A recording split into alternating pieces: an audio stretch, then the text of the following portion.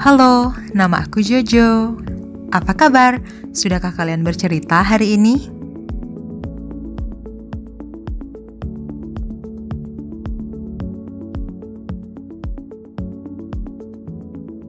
Pernahkah kalian berada di titik merasa jenuh, tidak bersemangat untuk melakukan aktivitas, merasa cemas berlebihan, merasa kesepian, ingin menyendiri dari kegiatan sosial dalam kurun waktu yang lama, nafsu makan menurun, merasa sedih dan menangis dalam kurun waktu yang lama? Apakah kalian mencoba mencari tahu apa yang terjadi dengan kalian dalam kondisi tersebut? Nah, sebelum itu, Jojo ingin memberitahu kalian apa itu kesehatan mental dan apa itu gangguan mental emosional. Menurut Undang-Undang Nomor 18 Tahun 2014, kesehatan mental atau jiwa ialah kondisi di mana seorang individu dapat berkembang secara fisik, mental, spiritual, dan sosial, sehingga individu tersebut menyadari kemampuan sendiri, dapat mengatasi tekanan, dapat bekerja secara produktif, dan mampu memberikan kontribusi untuk komunitasnya. Lalu, gangguan mental emosional itu yang bagaimana sih?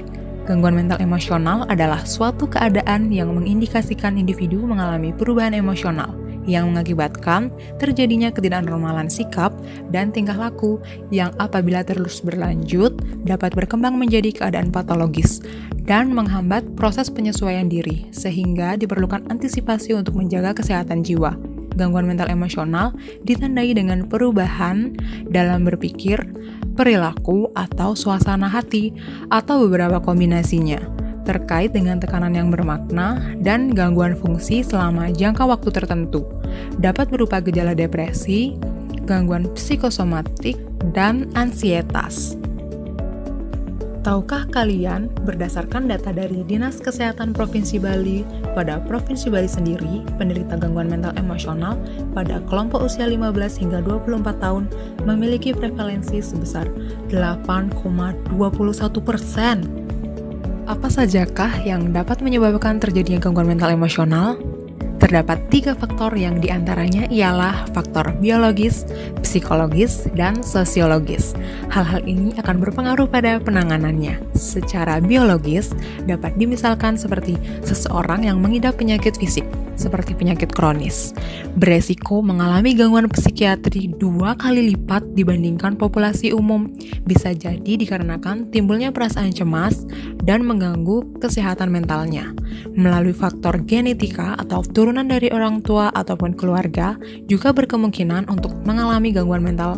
Namun, hal ini tidak dapat dikatakan faktor utama karena faktor-faktor ini saling berkesinambungan antara biologis, sosiologis, dan psikologis. Secara psikologis, dapat dimisalkan dengan gangguan mental yang disebabkan oleh putus cinta, kehilangan pekerjaan, sering dibully ketika masih kecil, ataupun melihat atau mengalami keadaan yang luar biasa. Contohnya, korban bencana gunung meletus yang dapat menimbulkan gejala-gejala gangguan mental. Lalu, dari segi sosiologis, biasanya berupa pengasingan dari lingkungan, tekanan dari lingkungan sosial, perasaan tidak nyaman di sekolah karena sosial pertemanan bisa jadi sebagai penyebab gangguan penyakit mental. Adapun dampak yang ditimbulkan dari gangguan mental emosional ini ialah contoh secara fisik tentu akan merusak organ tubuh jika nafsu makan menurun dan gizi yang dibutuhkan oleh tubuh tidak tercukupi, dapat melukai dirinya sendiri, hingga paling buruk bunuh diri. Aktivitas pendidikan terganggu bagi siswa atau mahasiswa mengakibatkan munculnya sifat dan sikap pesimistis terhadap masa depannya, dan dampak bagi orang lain bisa saja menyelakai orang lain. Contohnya, pemukulan, penusukan hingga hal yang tidak diinginkan yaitu pembunuhan.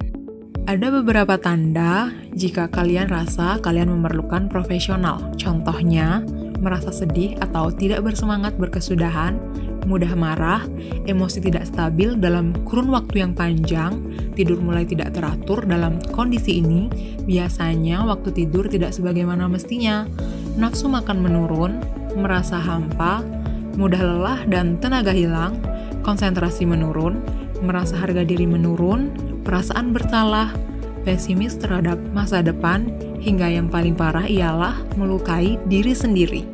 Jika terdapat saudara, teman, atau keluarga yang mengalami gangguan mental, Jangan pernah ya untuk mengucilkan mereka. Cobalah untuk menjadi pendengar atas keluhan mereka. Terkadang seseorang tidak membutuhkan sebuah saran, namun mereka sangat membutuhkan pendengar yang baik untuk cerita mereka. Ajak mereka untuk menerapkan pola hidup yang lebih sehat dengan mengkonsumsi makanan sehat dan rajin berolahraga. Karena dengan berolahraga dapat membangkitkan hormon endorfin dalam tubuh yang mampu membuat tubuh lebih sehat, senang, dan lebih rileks. Sebagai pengingat untuk diri kita sendiri, seringlah bercerita dengan orang yang Anda rasa Anda percaya untuk bercerita. Dan jangan pernah lupakan untuk mengambil waktu luang sendiri. Lakukan me time yang berkualitas.